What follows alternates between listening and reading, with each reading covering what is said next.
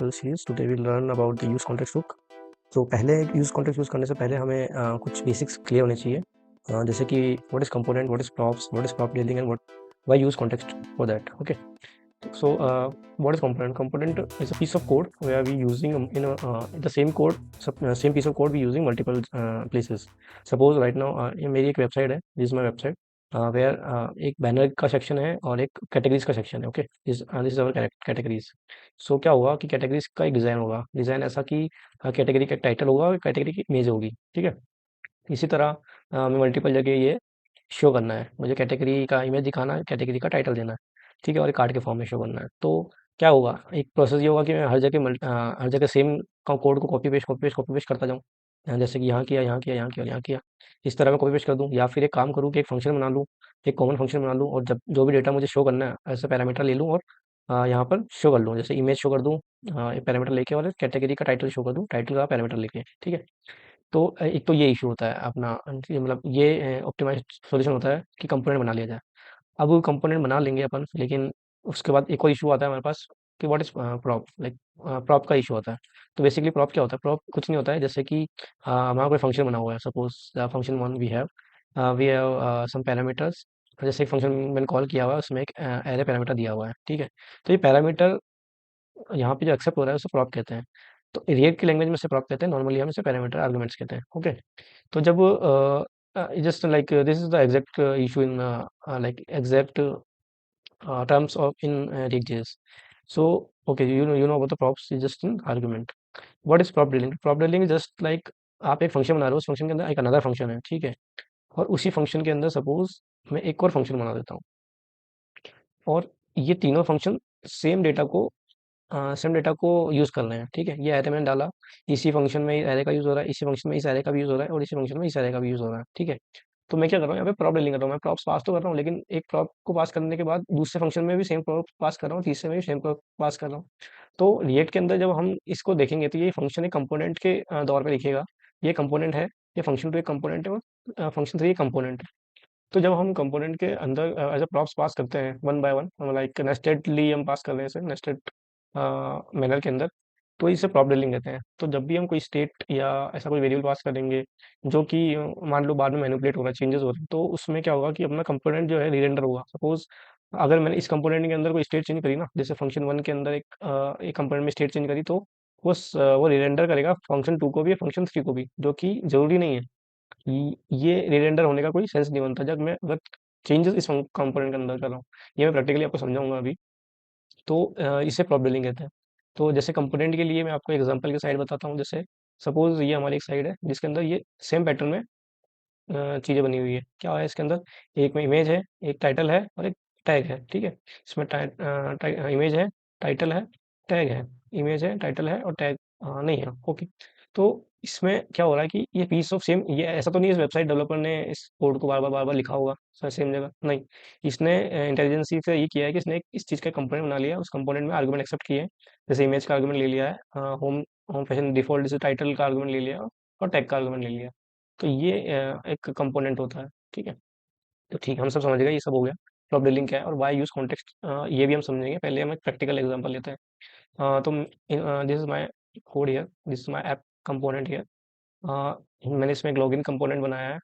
Login function कह लो या component कह लो, एक ही बात है, हम रिएक्ट की लैंग्वेज में से कंपोनेंट मान के चलते हैं. तो हमने एक फंक्शन कंपोनेंट बनाया है जो कि एक फॉर्म एक्सेप्ट करता है. लाइक एक फॉर्म है इसके अंदर.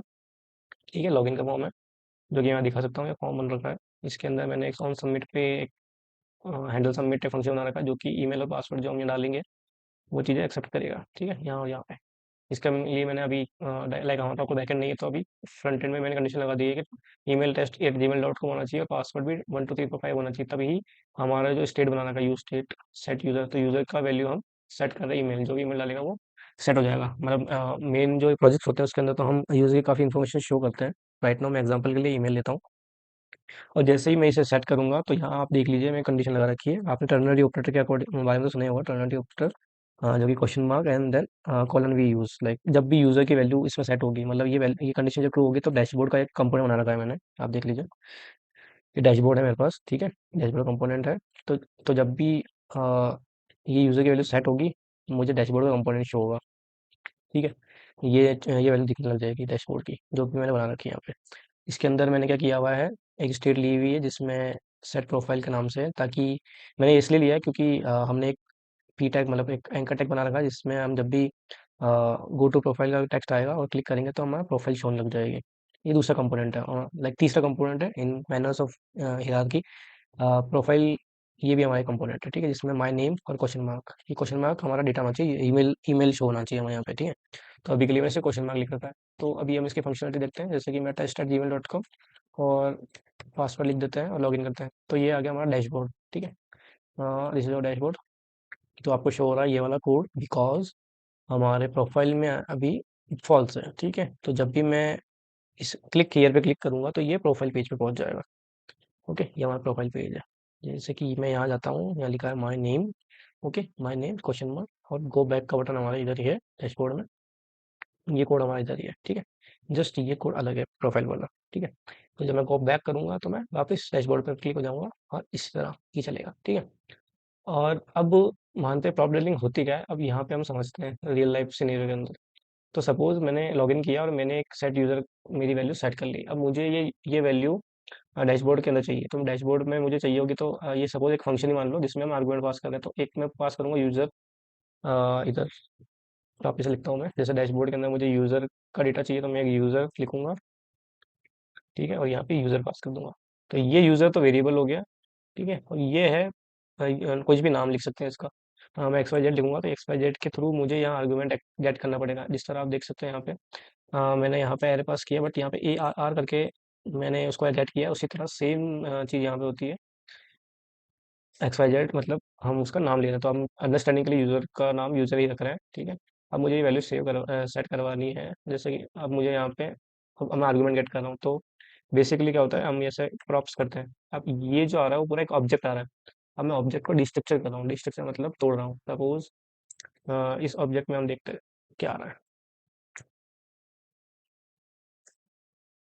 Oops, ठीक है, अभी इसका एरर आ रहा है, ठीक है, ठीक है। अभी क्या आ रहा है, इसके अंदर आ रहा है यूजर, यूजर के अंदर ईमेल आ रहा है टेस्ट, जो कि हमने लॉगिन के टाइम सेव करवाया था, ठीक है, यूजर कॉलन टेस्ट ईमेल। अब सीधे प्रॉप्ट करेंगे तो प्रॉप डॉट यूजर करना पड़ेगा हमें, प्रॉप डॉट यूजर, क्योंकि इस की को एक्सेस करने के लिए। तो हम यहाँ पे ही डिस्ट्रक्चर कर लेंगे फंक्शन के अंदर कि मुझे यूजर का डेटा चाहिए, ठीक है, यूजर का डेटा चाहिए। तो मैंने यहाँ पे डिस्ट्रक्चर कर लिया ऐसे, ठीक है। और अब ये यूजर मुझे शो कराना है वेलकम की जगह, वेलकम क्वेश्चन मार्क की जगह। तो हमें वेरिएबल यूज करने के लिए कर्ली ब्रेसेस और यूजर वैल्यू को लिखना पड़ेगा। तो यहाँ आ गया हमारा वेलकम test@gmail.com, ठीक है। मगर ये चीज़ प्रोफाइल पेज में नहीं है, प्रोफाइल पेज में है ही नहीं है। तो क्लिक वापस करेंगे, अब हमको वापस ये टेस्ट, ये यूज़र हमको प्रोफाइल में भी चाहिए होगा। तो हम क्या करेंगे, वापस से जो यूज़र यहाँ मैंने गेट किया है वही मैं यहाँ पे गेट करके और प्रोफाइल में वापस से यूज़र के नाम से गेट करूँगा और यहाँ पे शो कर दूंगा कर्ली ब्रेसेस में, ठीक है। अब मैं क्लिक करता हूँ इधर तो यहाँ पे भी आ गया। बट ये एक अच्छा वे नहीं है, क्योंकि हमको जब अब सपोज प्रोफाइल के अंदर भी सेटिंग का पेज होगा, सेटिंग के अंदर और एडिशनल सेटिंग्स का पेज होगा, तो हम प्रॉप डीलिंग तो करेंगे नहीं, मतलब बार बार पास तो करेंगे नहीं। ये बहुत लेंदी प्रोसेस और टाइम कंज्यूमिंग भी है। इसको सॉल्व करने के लिए हम एक काम कर सकते हैं, हम यूज कर इसके अंदर हमारा यूज आएगा यूज कॉन्टेक्स्ट। तो कॉन्टेक्स्ट क्या चीज़ होती है, कॉन्टेक्स्ट यूज कॉन्टेक्स्ट हुक होता है, जो कि प्रिजर्व करके रखता है हमारी वैल्यू।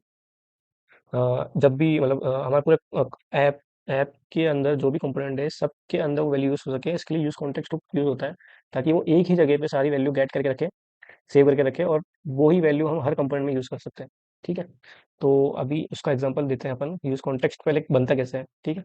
यूज़ कॉन्टेक्स्ट बनाने के लिए हम यहाँ पे एक कॉन्टेक्स्ट का फोल्डर बना सकते हैं, ये नाम आप कुछ भी दे सकते हैं, लेकिन for this standard purpose the context folder name मैंने यहाँ रखा है, और ऑथ कॉन्टेक्स्ट, ठीक है, ऑथेंटिकेशन कॉन्टेक्स्ट में लिख रखा है। अब कॉन्टेक्स्ट बनाने के लिए आपको रिएक्ट के अंदर से क्रिएट कॉन्टेक्स्ट फंक्शन को गेट करना होगा, इंपोर्ट करना होगा।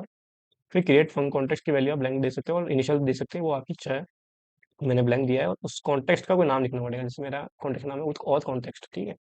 अब इस कॉन्टेक्स्ट के अंदर हम हमको यूज़ कैसे करना है, अभी कॉन्टेक्स्ट हमने बना तो लिया, हमको यूज़ कैसे करना है। तो हमको क्या करना होगा, हम पूरा जो ऐप होगा उसको रैप करना पड़ेगा। जैसे ये जो पूरा कोड है हमें ऐप का, इसको पूरा रैप करना पड़ेगा ऑथ कॉन्टेक्स्ट के अंदर। वो कैसे करते हैं मैं बताता हूँ। तो ऑथ कॉन्टेक्स्ट लिखेंगे, ठीक है, डॉट प्रोवाइडर होता है इसके अंदर, ठीक है। और ये इसका ओपन ब्रैकेट और क्लोजिंग ब्रैकेट होता है। जैसे auth context dot provider, provider इसके लिए, क्योंकि auth context as a service provider काम करता है हमारे इधर। अभी जैसे टेक्निकल वर्ड तो आपको वो धीरे धीरे क्लियर होगा। तो ऑथ कॉन्टेक्स्ट और प्रोवाइडर हमने एक टैग बनाया है। ये मेरा ऑथ कॉन्टेक्स्ट इंपोर्ट हो चुका है, अब इसमें से इधर से इंपोर्ट हो चुका है ऐप के अंदर। अब मेरा ऐप के अंदर जो भी डेटा है, जैसे लॉगिन हो गया है, सब कुछ हो गया, वो यहीं सेव रहेगा। मतलब जो भी इसके अंदर आएगा वो इस कॉन्टेक्स्ट प्रोवाइडर को यूज़ कर सकता है। ठीक है। अब कॉन्टेक्स्ट प्रोवाइडर क्या है कि वैल्यू एज अ पैरामीटर लेता है। ये सेट है default, we can't change anything like that. ये एक स्टैंडर्ड फॉर्मेट है कि हमको वैल्यू लिखना है और वैल्यू के अंदर हमें जो भी डेटा आपको प्रिजर्व करके रखना है, सेट करके रखना है, वो यहाँ पे सेंड कर सकते हैं। जैसे कि अगर मैंने एक ईमेल के नाम से XYZ लिखा, ठीक है, तो मैं ये चाहता हूँ ये ईमेल मैं हर जगह यूज़ कर लूँ। ठीक है। जैसे मेरे को लॉगिन में यूज़ करना है, अगर लॉगिन में इसकी ज़रूरत नहीं है, अगर मेरे को डैशबोर्ड में यूज़ करना है ईमेल को, तो मैं क्या करूँगा, मैं एक लिखूँगा कॉन्स्ट यूज़र डेटा, ये एक वेरिएबल का नाम है, आप कुछ भी लिख सकते हैं। इसके अंदर लिखूँगा यूज़ कॉन्टेक्स्ट। अब इसके अंदर हमको पास करना है ऑथ कॉन्टेक्स्ट। ठीक है। ये ऑथ कॉन्टेक्स्ट की वैल्यू एक्सेप्ट करता है, जो भी हमने कॉन्टेक्स्ट बनाया वो एक्सेप्ट करता है, ताकि जो भी वैल्यू होगी उस यूज़र को डेटा में आ जाएगी। अब मैं इसको कंसोल आउट कर रहा हूँ, अगर आपको दिखाऊँ।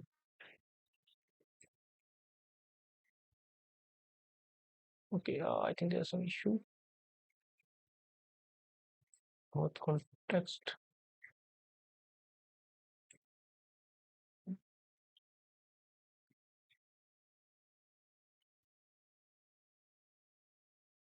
प्रोवाइडर। ठीक है। ओके, सर वो ऐसे ही वार्निंग दिखा रहा था। ठीक है, हम करेंगे ऑथ। ठीक है, हमने यहाँ पे ईमेल XYZ डाला और वैल्यू ऐसा गेट किया है। लॉगिन के अंदर जाएंगे, डैशबोर्ड में जाएंगे, और डैशबोर्ड में मैंने ये यूज़ कॉन्टेक्ट यूज़ किया हुआ है और यूज़र डेटा यूज़ किया हुआ है। ठीक है, यूज़र डेटा को कंसोल किया तो मेरे को क्या आएगा, ईमेल आ गया मेरे पे XYZ। ठीक है, जो मैंने वहाँ पे सेव किया था। तो मुझे एक अलग से स्टेट बनाने की जरूरत नहीं पड़ी, मैंने यहीं पे वैल्यू पास कर दी, जो कि अंदर मेरे सारे नेस्टेड कंपोनेंट्स को यूज़ कर के अंदर यूज़ कर सकते हैं हम। इसी तरह अब हम हमारे लॉगिन लॉजिक को भी चेंज करते हैं। मान लो कि मैं एक स्टेट बना देता हूँ ग्लोबली उधर, इसी ऐप के अंदर। ये कॉपी पेस्ट कर दिया मैंने। आप देखते जाओ आप धीरे धीरे कि हम क्या करते हैं। ये जो यूज़र है, इसको भी मैं वैल्यू में सेव करवा देता हूँ, और मेरा जो सेट यूज़र है फंक्शन, उसको भी मैं वैल्यू में सेट करवा देता हूँ। अभी मैं क्या कर रहा हूँ, इन सबको एक ग्लोबल स्टेट में ले जा रहा हूँ। ठीक है, ग्लोबल स्टेट में जा रहा हूँ, तो यूज़र अगर सेट यूज़र हमें ग्लोबली सब जगह गेट कर पाएंगे। ठीक है। इसके अलावा अब मेरे को हैंडल फंक्शन जो है मेरा लॉगिन का, इसको यहाँ पे बनाने की ज़रूरत नहीं पड़ेगी मुझे। मैं इसे सीधे लॉगिन में ही बना देता हूँ और यहाँ से ये स्टेट हटा देता हूँ। अब मुझे यहाँ पे यूज़ करना है वो user data equals to use context और कॉन्टेक्स्ट। ठीक है। अब मेरे पास यूज़र डेटा आ गया है पूरा। तो यूज़र डेटा के अंदर डॉट करेंगे तो सेट यूज़र फंक्शन मैंने ऑलरेडी सेट कर रखा है। ठीक है। और ये यूज़र का एरर दे रहा है, ये इसको हटा देते हैं। ठीक है। और भी कहीं, ओके, ऐप के अंदर जाएंगे, लॉगिन में जाएंगे, यहाँ पे यूज़र का डेटा दे एरर दे रहा है, इसको यूज़र कर देते हैं। यूज़र डॉट यूज़र क्यों कर रहा हूँ, क्योंकि मेरा जो भी डेटा होगा वो अब यूज़र डेटा में आ चुका है, क्योंकि मैंने ऑथ कॉन्टेक्स्ट के अंदर ये वैल्यू ऑलरेडी सेट करा चुका हूँ, जो कि ब्लैंक है अभी। ठीक है।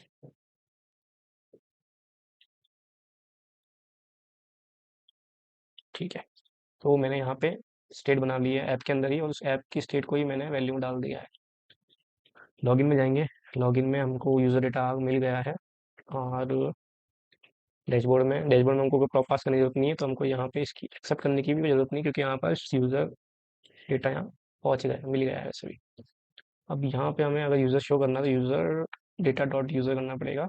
इसी तरह हमको प्रोफाइल में भी ये चीज़ गेट करने की जरूरत नहीं, बिकॉज हमने सब कॉन्टेक्स्ट के अंदर सेव किया हुआ है। User data data equals to use context.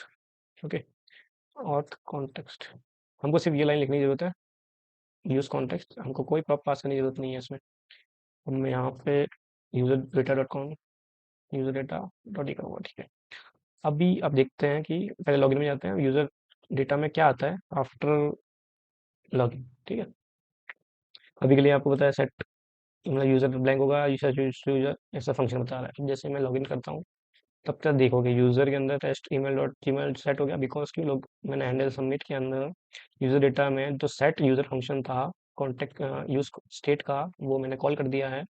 तो इसमें ईमेल जा रहा है वो हमारे इस यूज़र में सेव हो गया। ठीक है, अब ये डेटा सेव हो गया अपना। इसी तरह मैं प्रोफाइल में भी देख सकता हूँ, मुझे वो टेस्ट ईमेल डेटा शो हो रहा है, जबकि हमने प्रॉप भी पास नहीं किया है। यहाँ मैं प्रोफाइल में आप दिखाता हूँ, मैं आपको प्रोफाइल में भी कोई प्रॉप पास नहीं किया हुआ है, फिर भी हमने उस डेटा को एक्सेस कर लिया। तो ये बेनिफिट होता है यूज़ कॉन्टेक्स्ट टू का, जब भी हम कोई लार्ज एप्लीकेशन बनाते हैं और हमें एक डेटा चाहिए होता है जो कि हर जगह कंपोनेंट में यूज़ हो रहा हो, तो हम उसे यूज़ कॉन्टेक्स्ट के अंदर यूज़ कर सकते हैं। This is the best way to like manage states in our React.js application.